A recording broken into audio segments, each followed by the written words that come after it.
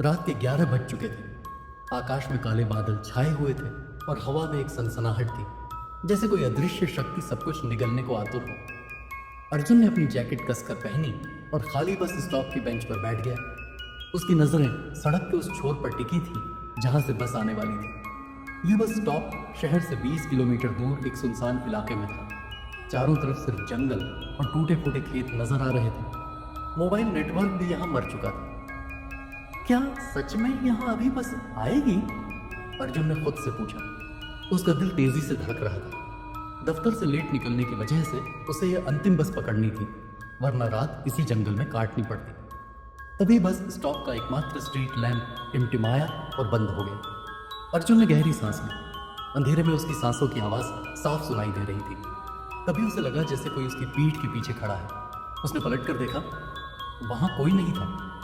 बस डर की वजह से दिमाग खेल रहा है, उसने खुद को समझाया। लेकिन जैसे ही वह वापस बैठा, उसने एक महिला की हल्की सी हंसी सुनी। वह हंसी इतनी डरावनी थी कि उसके रोंगटे खड़े हो गए। अर्जुन ने धीरे धीरे अपना सिर घुमाया। बस स्टॉप के दूसरे छोर पर एक महिला खड़ी थी। उसने सफेद साड़ी पहनी थी और उसके बाल उसके चेहरे को ढक रहे थे। अर्जुन ने कांपते हाथों से टॉर्च जलाई। रोशनी में वह महिला गायब हो गई। कौन है वह? अर्जुन की आवाज लड़खड़ा गई। कोई जवाब नहीं आया। तभी उसके पैरों के पास से एक काले रंग का कौवा फड़फड़ाता हुआ उड़ा। अर्जुन चीखा और पीछे हट गया। उसकी टॉर्च की रोशनी में अचानक वह महिला फिर से प्रकट हुई, इस बार बेंच पर बैठी हुई। तुम्हें डर लग रहा है? महिला ने धीमे स्वर में पूछा। उसकी आवाज में एक अजीब सी लरज थी, जैसे वह किसी गहरी खाई से बोल रही हो। अर्जुन ने देखा कि महिला के पैर जमीन को छू नहीं रहे थे, वह हवा में तैर रही थी।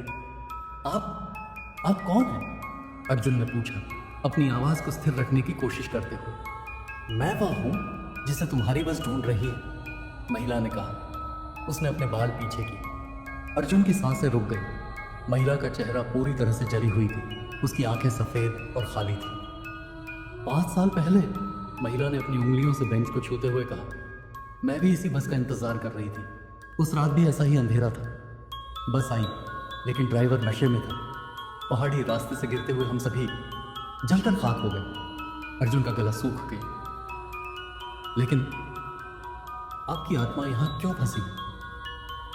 क्योंकि मैं उस ड्राइवर को ढूंढ रही हूं, महिला ने अपनी जली हुई आंखों से उसे घूरते हुए कहा, जिसने मुझे धोखा दिया।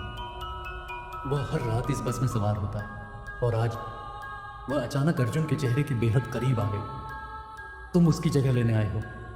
अर्जुन उछल कर खड़ा हो गया।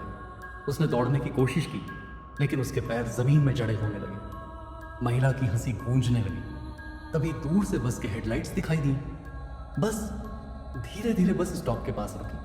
उसका शीशा इतना धुंधला था कि अंदर कुछ दिख नहीं रहा था। दरवाजा खुला। अर्जुन ने देखा कि बस पूरी तरह से खाली थी, सिवाय ड्राइवर की सीट के। ड्राइवर ने पीछे मुड़कर देखा। उसका चेहरा वही जली हुई महिला थी। चढ़ो, उसने कर्कश स्वर में कहा। अर्जुन चीखा और पीछे भागा, लेकिन बस स्टॉप से आगे निकलते ही उसने महसूस किया कि वह एक खाई के किनारे खड़ा है।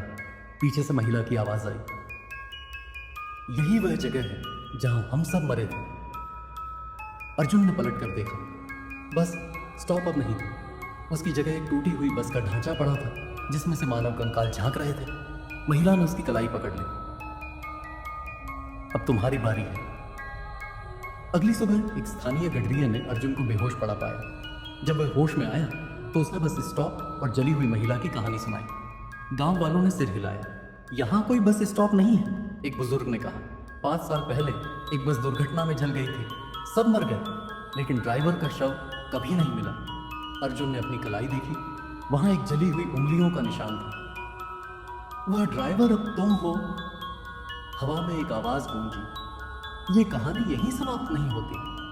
कहते हैं उस जले हुए बस स्टॉप पर आज भी एक आत्मा बस का इंतजार करती है, और जो भी उससे मिलता है वह ड्राइवर बनकर अगले शिकार को लेने आता है। Thanks for watching Roy street channel.